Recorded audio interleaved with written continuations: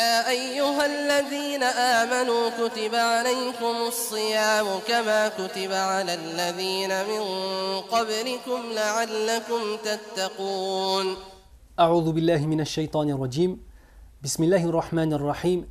والصلاة والسلام على أشرف الأنبياء والمرسلين نبينا محمد وعلى آله وأصحابه أجمعين.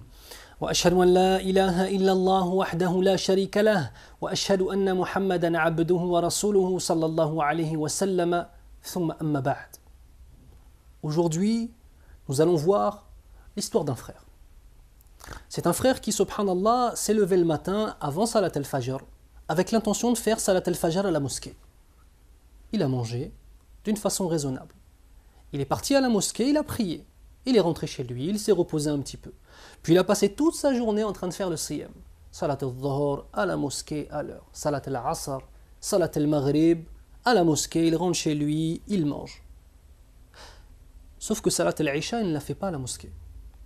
Et Salat al-Tarawih non plus. La raison est simple, c'est qu'il est parti dans un endroit qui s'appelle un salon à chicha. Subhanallah, cette chose-là prend de plus en plus d'importance dans la communauté musulmane et nous avons des gens qui me font penser à une personne qui va faire une course de fond, qui va courir pendant toute la journée. Il a eu faim, il a eu soif, il s'est éloigné du muharram, il a évité de dire des choses muharrama, d'écouter des choses muharrama. Mais subhanallah, au moment de concrétiser son adoration par une nuit pieuse, il tombe dans un piège du diable, qui est le fait d'aller dans un endroit perdre son temps. Une pure perte de temps. Une autre question se pose. La cigarette et la chicha sont-ils des choses qui sont autorisées en islam ou pas? Ça, c'est une chose qui est importante. La réponse est très simple. Nous allons prendre une règle générale dans notre religion. Première des choses, ton corps ne t'appartient pas. Il appartient à Allah Azza wa Jal. Tu n'es qu'un dépositaire. C'est comme si demain je venais te voir et que je te dépose une somme d'argent chez toi. Et que je te dis plus tard, d'ici 1 an ou 2 ans, tu vas me le rendre. Est-ce que cet argent t'appartient ou non? La réponse est négative. Tu te devais simplement de protéger cet argent-là et d'en prendre soin. De la même façon, ton corps ne t'appartient pas, mais il appartient au Seigneur des cieux et de la terre. Il te l'a donné, tu peux faire avec du sport. Tu peux avec ce corps avoir des rapports intimes avec ton épouse, alhamdoulilah. Tu peux avec ce corps faire toutes les adorations que tu veux. Tu peux te déplacer à travers la terre et prendre du plaisir à travers le tourisme et dans le fait d'observer les paysages les plus magnifiques. Tu peux faire plein de choses avec ce corps, mais tu n'as pas le droit de le détruire parce qu'il ne t'appartient pas. La cigarette amène le cancer. La cigarette amène le cancer pour toi-même, mais aussi pour les gens qui t'entourent. Certains d'entre vous, ya ikhwan, qui fument, sachez qu'ils vont devoir répondre à des accusations que leur propre corps vont leur faire. Qu'ils vont devoir peut-être aussi répondre à des accusations des corps des autres qui étaient autour de vous, que vous avez pollués. Certains même ont pollué leurs enfants avec la cigarette, ont pollué leurs femmes, ont pollué leurs amis. Au-delà même du haram pour toi, c'est même haram par rapport à ce que tu fais aux gens autour de toi. Subhanallah. Est-ce que maintenant, si je te prête une voiture, que cette voiture est la meilleure des voitures qu'on puisse s'imaginer, et que toi, la réponse que tu as à cela, c'est de mettre, non pas la bonne essence, mais de mettre une chose qui va encrasser le moteur, que tu arrêtes de prendre soin de cette voiture, et qu'arrivé à l'échéance où je t'ai prêté, l'échéance de me rendre cette voiture que je t'ai prêtée, au lieu de me la rendre en bon état, tu me la rends toute cassée, toute sale, et bonne pour la casse. Penses-tu que je vais être satisfait? Allah Azza wa Jal n'est pas satisfait de ceux qui ne prennent pas soin de ce qu'il leur a donné, subhanahu wa ta'ala, de ce qu'il leur a prêté, pour être plus précis. Donc, l'éternel débat, la cigarette ce n'est pas haram, mais c'est makruh. Que signifie makruh? Makruh, cela signifie que c'est détestable. La cigarette est haram, elle est haram, et elle est haram, il n'y a aucun doute là-dessus. وَلَا تَقْتُلُوا أَنفُسَكُمْ. Ne vous tuez pas vous-même, c'est haram. Vous savez quoi? Je vais être open-minded. Je vais être très gentil et je vais être ouvert d'esprit. Disons que la cigarette n'est pas muharrama, mais qu'elle est makruha, c'est-à-dire détestable. La cigarette et la chicha, la même chose, exactement la même chose. Disons que la cigarette n'est pas muharram, mais qu'elle est juste makruha. D'accord. Makruh signifie détester auprès d'Allah. Allah Azza wa Jal déteste la chose que tu fais. Est-ce que ça ne te fait rien?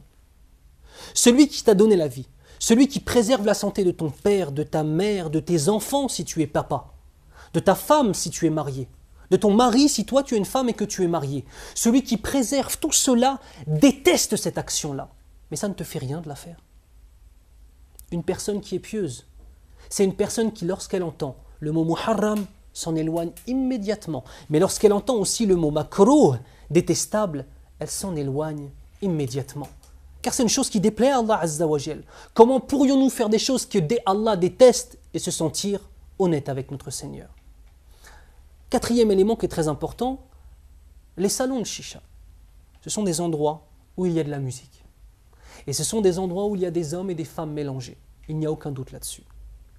La musique est muharrama tout aussi logiquement que la cigarette. Les endroits où il y a de la musique, ce sont des endroits où il y a de l'alcool. Et ce sont des endroits où il se passe, akramakumullah, zina, la fornication. Ou alors des endroits où on rencontre des femmes pour aller faire zina, akramakumullah.